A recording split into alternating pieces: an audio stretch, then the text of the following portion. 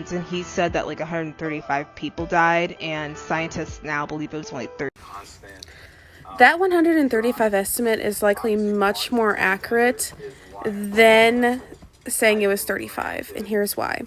A number of years back, DNA hair samples were taken from the tsavo man-eaters, and they were looking for certain key, like, marks or signatures or whatever in the DNA, because if they had been eating animals that have eaten plants, it'd be a different chemical signature than animals who had eaten meat.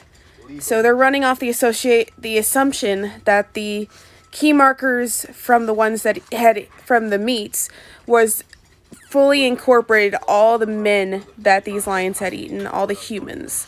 Because obviously, well, that's just the assumption. But most of the workers were actually vegetarians, and B, the lions did not eat every ounce of meat off of these humans that they were killing.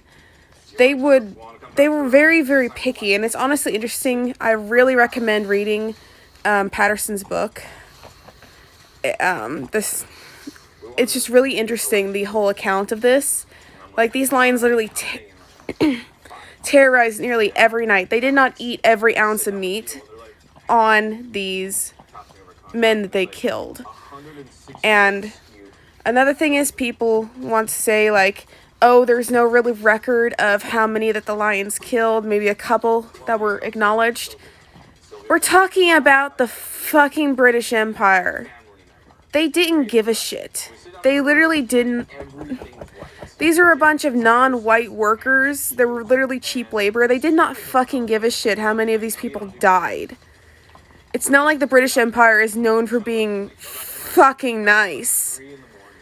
So, I'm more willing to believe the 135. It makes much more sense, and if you can, I would gladly believe these studies, like the DNA study, if it accounted for the amount of people who were vegetarians and didn't eat meat.